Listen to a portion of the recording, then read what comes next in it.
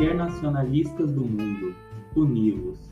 Eu sou Samuel Davis e estou aqui com meus colegas Bruno e Ailton para fazer uma análise de conjuntura um pouco mais profunda sobre cada ator que está envolvido na guerra da Ucrânia. Meninos, deem um oi.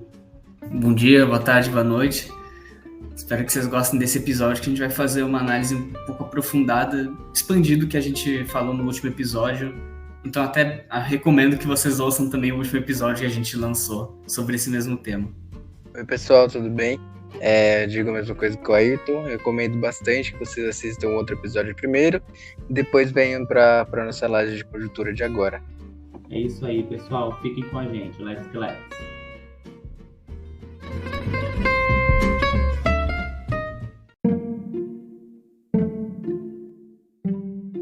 Bem, gente, de todos os estados, organizações, instituições que estão envolvidos de forma direta ou indireta na guerra da Ucrânia, né, nós vamos falar de forma mais aprofundada de 3 países. Então, da Ucrânia, da Rússia e dos Estados Unidos, né, que são aqueles que estão sendo mais influentes no andar das negociações e no desfecho desse triste conflito. Eu vou falar mais especificamente sobre a Ucrânia e, para começar, é necessário entender que a conjuntura ucraniana atual, ela pode estar se configurando em um mês, né? Temos um mês de guerra, ela pode se estender só por 3 meses, que no futuro as pessoas vão olhar e vão falar, mas foram só 3 meses de guerra. Entretanto, as sequelas que vão atingir esse país de ordem econômica, social, política, enfim, que seja, vão perdurar por décadas, tá bom? E aí nós temos várias estimativas que eu vou entrar aqui com vocês. Primeiro falando sobre a esfera econômica. A Ucrânia já era um país considerado de uma economia em desenvolvimento, né? Então era uma economia não tão fraca, né, de média renda, uma economia muito dependente da extração e da exportação de gás natural e de, petróleo, afins, também de commodities. É uma economia bastante rural, né? Então, por ser assim, ela é bastante sensível, né? Qualquer tipo de influência positiva ou negativa que você tem no meio dessa economia, então no meio ambiente, no meio produtivo, no meio material, ela reverbera rapidamente na esfera econômica. Então, existem estimativas que dizem que a economia ucraniana vai retrair pelo menos 30% em 2022. A estimativa mais alarmante é do Fundo Monetário Internacional, do FMI, que pontua que serão 35% de retração esse ano. Isso é muito grave. Isso significa 1/3 da economia do país sendo perdida, né? E aí, é claro, estão sendo contados não só os prejuízos na economia de forma direta, mas também os prejuízos de ordem material que vão ter que ser, repostos, as coisas que terão que ser reconstruídas no pós-guerra de forma urgente. Para além disso, não existe só esse prejuízo econômico, né? Existe aí uma tendência muito grande de que a Rússia realmente consiga anexar as áreas de Luhansk e Donetsk. Se isso realmente acontecer, essas são províncias bastante importantes para o extrativismo ucraniano. Se isso vier a acontecer, a recuperação econômica vai ficar ainda mais fragilizada, né? Então, a recuperação econômica desse 1/3 da economia ucraniana, que deveria levar aí ao menos uma década, contando já com os auxílios internacionais, deve levar um pouco mais do que isso, né?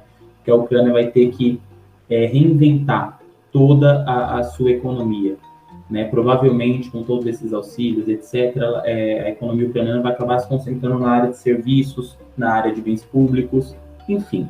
Será um prejuízo econômico não só imediato, né, sentido imediatamente, então as classes mais pobres acabando perdendo, né, boa parte de sua renda mensal, também as classes altas tendo prejuízos consideráveis dada a instabilidade dos medidores econômicos regionais, mas vai acontecer também algo a longo prazo, né? Então a população ucraniana, a população que fica na Ucrânia vai ter que se adaptar a toda uma nova ordem econômica, né?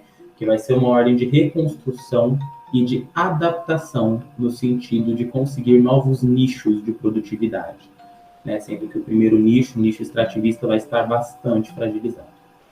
A Ucrânia não está sozinha nessa, como eu bem mencionei, os Estados Unidos, a União Europeia estão fazendo grandes investimentos na reconstrução da Ucrânia, e estão fazendo empréstimos e doações de altas quantias de dinheiro para o governo ucraniano. No entanto, isso são mais medidas paliativas, né, para manter a população com o mínimo de comodidade, com o mínimo, até irônico falar isso, né, mas com o mínimo de segurança nesse momento de guerra, do que necessariamente um dinheiro que vai servir aí para realmente atenuar os efeitos mais agressivos da guerra. E esses devem vir aí no restante desse ano e nos próximos, né? Não só, é claro, a economia ucraniana, mas também, gente, a economia de todo o leste europeu, tendo em vista que a Ucrânia é uma das maiores economias da região. Bem, para além de economia, é importante falar sobre sociedade. Então, como ficam a sociedade ucraniana, né? Então, as pessoas, a sua cultura, os seus bens, enfim, as suas rotinas, como isso fica? Essa foi a esfera que foi afetada de forma primeira, né? E talvez de forma mais danosa. Então, nós temos atualmente, segundo o levantamento da Organização Internacional das Migrações, a OIM, nós temos pelo menos 4 milhões de ucranianos refugiados em outros países europeus e ao menos 7 milhões de pessoas deslocadas. Isso, ao todo, soma 11 milhões de pessoas, um quarto da população ucraniana.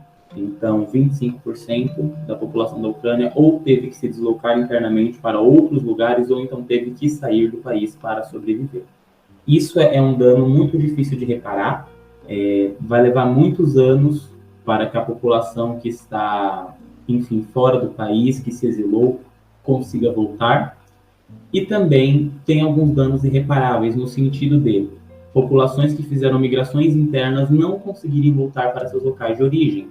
Então, existem grandes cidades, né, que antes eram potências dentro da Ucrânia, como a cidade de Mariupol, que foi totalmente destruída. Somente essa cidade teve cerca de 5 mil civis mortos ou feridos, pelo menos 40% da cidade destruída. Então, boa parte das pessoas que eram naturais de Mariupol, que viviam lá, que, enfim, que exerciam sua existência nesse lugar, não vão conseguir voltar. Então, toda essa dinâmica vai requerer um esforço muito grande do governo ucraniano para realocar essas pessoas em território nacional, de modo a não desestabilizar a distribuição de força de trabalho, né? Então, Mariupol era uma cidade muito populosa e muito produtiva, não é simplesmente por existir, mas porque ela tinha uma localização muito importante, uma característica X, enfim, o meio que a circundava era de forma X, e agora você vai ter que ter a realocação dessas pessoas a partir de uma lógica que permita com que a força de trabalho ucraniana continue sendo produtiva, né, continue ao seu máximo, fora essas pessoas que saíram, que convenha ao governo atraí-las novamente para que a reconstrução do país ocorra de forma mais rápida. E isso vai, inclusive, trazer questões financeiras, né, então sobre auxílios, sobre abonos e outras coisas. Enfim, falando sobre política, essa é uma área na qual a análise ainda é bastante turva, né, vou dizer assim. É complicado dizer ainda quais serão as reverberações pessoais para o Zelensky, né, o presidente da Ucrânia, como bem para seu partido, como para a atual configuração, né, do parlamento ucraniano, etc. É um pouco complicado ponderar sobre isso nesse momento, né? As pessoas lá estão muito mais preocupadas em conseguir existir, em conseguir terminar com esse conflito, do que necessariamente em fazer uma crítica ao governo. Mas é importante pontuar que, caso as negociações com a Rússia se saiam de forma vantajosa para a Ucrânia, Zelensky tem uma forte bandeira para levantar e pode conseguir determinar a política ucraniana, pelo menos pelos próximos anos, né? Pode conseguir moldar um direcionamento político para a população ucraniana, pelo menos pelos próximos anos. Bem, gente, vai existir, além de tudo isso, ainda uma mudança geopolítica muito grande, né? Então, a Ucrânia ela já era um ponto estratégico na geopolítica mundial, global, né? Ela é mais ou menos a porta do Oriente, vamos dizer assim, é o final do Ocidente. E agora isso acaba se configurando de uma maneira ainda mais incisiva, né? Então você vai ter uma Ucrânia bastante fragilizada e que vai ser basicamente o muro para o Ocidente, né? Não mais a porta de entrada, mas o muro, porque, enfim, para conseguir garantir a sua existência pacífica e segura ao lado da Rússia, provavelmente as negociações vão incluir algumas cláusulas que, enfim, devem cercear as movimentações ucranianas em direção ao Ocidente, para organizações como a União Europeia ou a Organização do Tratado do Atlântico Norte ou a OTAN, né? Bem, sobre a Ucrânia é isso, pessoal, mas ela não é a única envolvida nesse conflito, né? Temos outros que talvez são até mais influentes, e agora o meu amigo Bruno vai falar um pouquinho sobre a Rússia.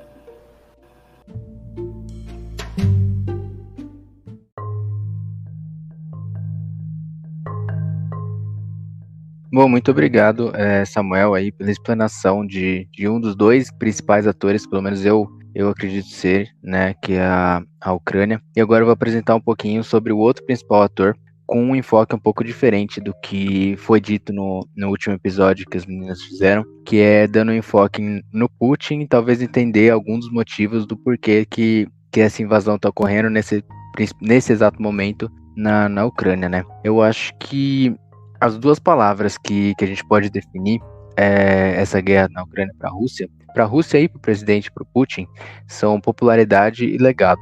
A gente pode ver que há mais de 2 décadas no poder, o Putin ele vem se mostrando e vem se fazendo mobilizado por certos revisionismos históricos que remontam não só ao fim da União Soviética, como o caso da região da Ucrânia, mas também a queda do Império Russo mesmo, da sua formação lá séculos atrás, de alguns ressentimentos que ele tem, que o país tem em relação aos Estados Unidos e potências europeias, e claro, com preocupações com o seu período que frente ao governo russo, se ele vai entrar para a história, se o Putin deixará um legado na história do governo russo. A gente pode definir até em uma frase que foi dita ainda em 2016 em um livro chamado Prisioneiros da Geografia, que ainda é muito atual, que a gente pode definir esse revisionismo que o Putin vem tentando fazer. Eu vou abrir aspas aqui.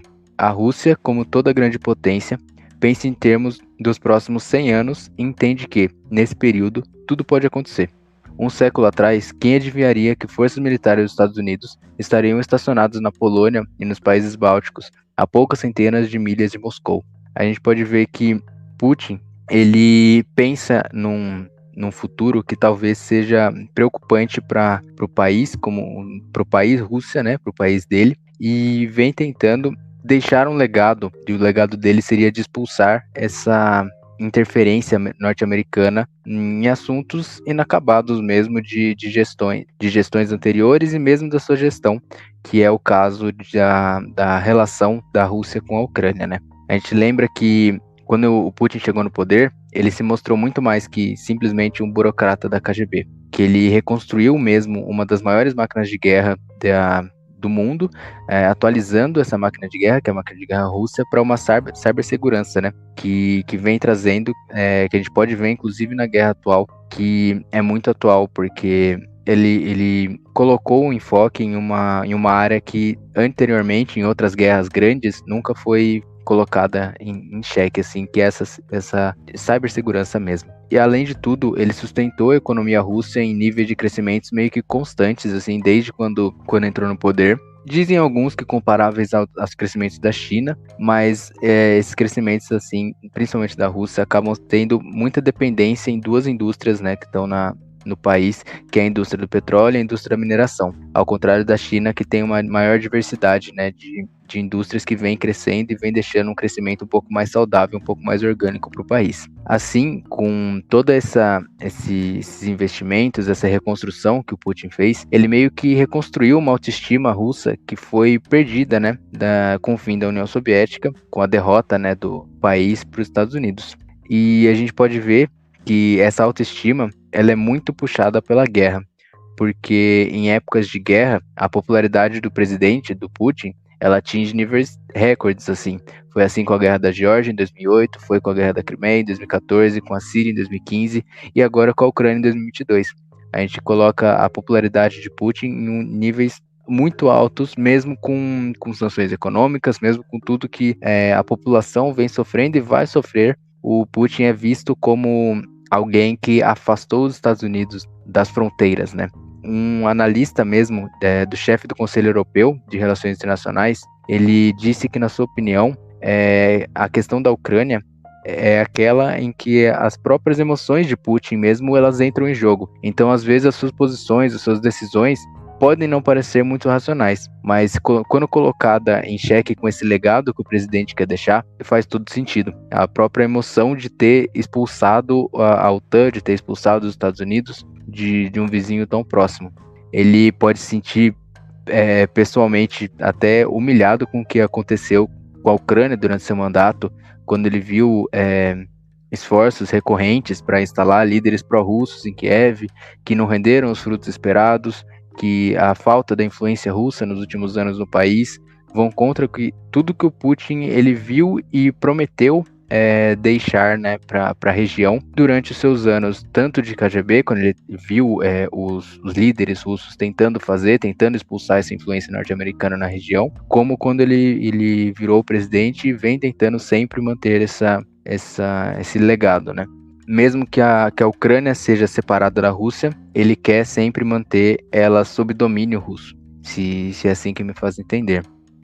Eu acredito que seja essa a posição do principal ator da parte russa, que seria o presidente Putin.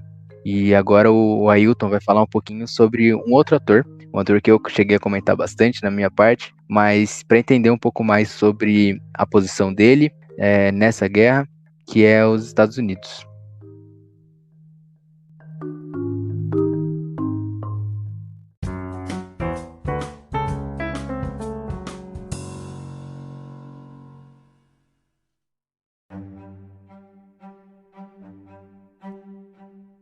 Bom, pessoal, para finalizar, o último ator que a gente vai comentar hoje, que eu vou falar um pouco, é sobre os Estados Unidos. E para falar sobre a posição dos Estados Unidos nesse conflito, a gente precisa falar um pouco sobre a OTAN e sobre a relação dessa organização com os atores envolvidos nessa guerra.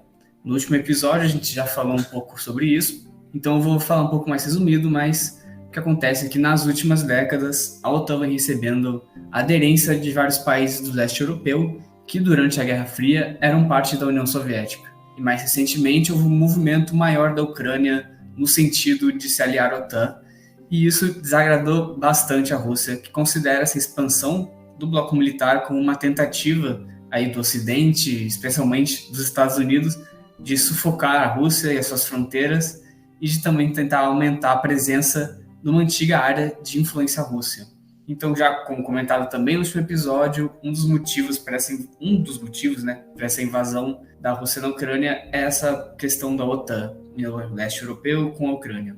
É aí que entra uma primeira forma de reação dos Estados Unidos a esse conflito.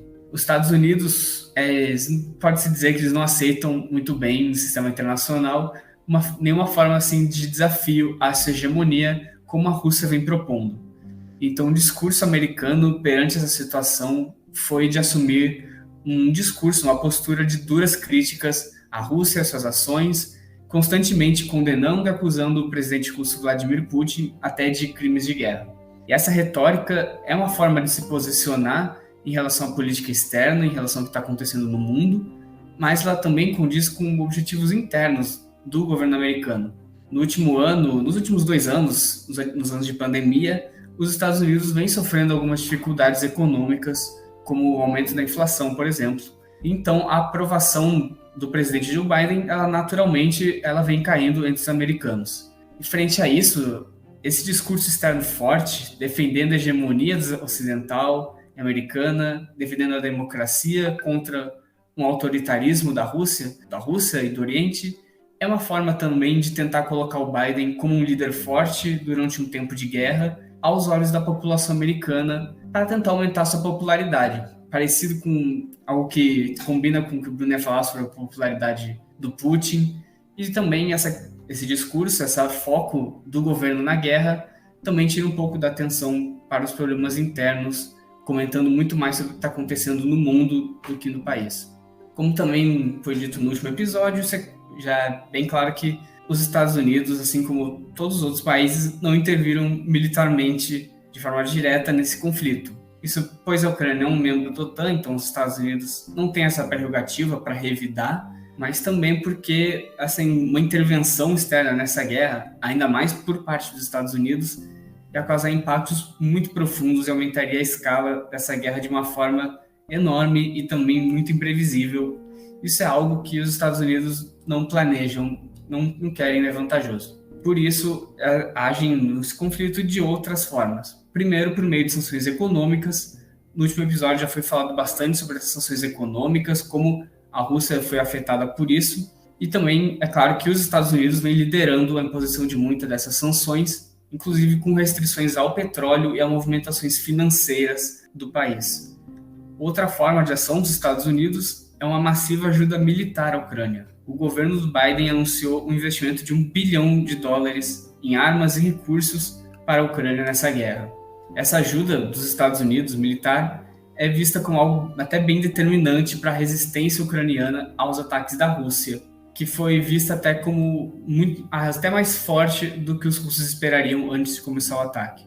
Mas esse investimento pesado dos Estados Unidos em armas para a Ucrânia, ele não tem apenas a intenção de ajudar e de defender o Ocidente e a democracia, como o discurso oficial pode levar a acreditar. Há alguns interesses internos e particulares dos Estados Unidos por trás disso. O país é o maior vendedor de armas do mundo. A indústria americana de armas é fortíssima e, historicamente, ela tem muita influência nos governos e nas suas decisões. Então, um conflito como esse, que está acontecendo hoje em dia, aquece muito o mercado de armas no mundo. Isso sim pode acabar favorecendo a indústria americana e a sua economia também. E acaba que por isso que um investimento gigante em armas, em defesa, bilhões de dólares, mesmo que para um país estrangeiro, não acaba sendo em vão nesse momento. Então acho que o que eu falei acho que mostra um pouco que o posicionamento dos Estados Unidos nesse conflito, ele está condizente com o que pode se esperar da política externa americana, mas ela vai além da retórica externa de proteção ao Ocidente, da democracia e ajuda a Ucrânia, mas ela também, essa posição, a forma como o governo vem agindo, ela atende também às suas necessidades internas e interesses também da sua economia e do seu governo. Então é importante sempre, numa situação como essa, como a gente está vivendo hoje, lembrar que o posicionamento e ações dos atores, e aí não só dos Estados Unidos, elas têm sim também interesses e motivos internos por trás. A política interna e a política externa são sempre ligadas em momentos como esse, e esse entendimento é muito importante para compreender o que países fazem e dizem e também o porquê de tais posicionamentos em tempos de grande instabilidade no sistema internacional, como o que ocorre hoje em dia.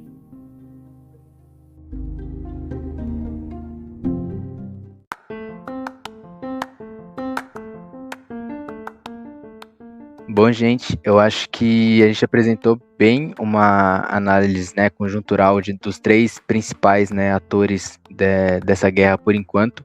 A gente não descarta que talvez um outro ator vire a ser principal, a própria China, que por enquanto anda meio que se esquivando de algumas posições. Mas muito obrigado a vocês que acompanharam esse episódio, que vem acompanhando essa cobertura do pod da guerra da Ucrânia, e fiquem de olho também em novos updates, tanto no nosso Instagram, quanto em novos episódios, ou até mesmo na nossa newsletter. A gente vem sempre tentando trazer essas informações mais quentinhas possíveis para vocês, e esperamos que vocês tenham gostado desse episódio. Eu vou me despedindo aqui, vou passando primeiro para o Ailton, depois para o Samuel a palavra, para eles se despedirem também. E é isso, gente. Muito obrigado, gente, por ouvirem. Espero que vocês tenham gostado também desse episódio.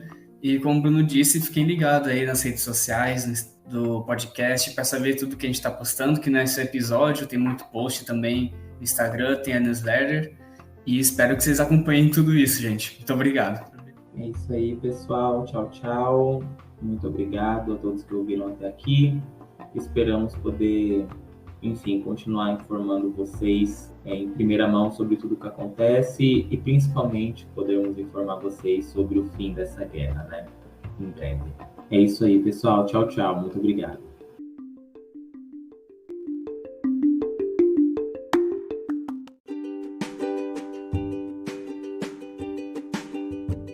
muito obrigada por escutar mais um episódio do Pod RI, um projeto realizado em conjunto com o LABRE, Laboratório de Relações Internacionais da Unesp de Franca. Para mais informações, curiosidades, memes, episódios, siga a gente nas nossas redes sociais. Além disso, não esqueça de conferir a descrição aqui do episódio, que a gente costuma deixar alguns links relacionados ao tema da vez.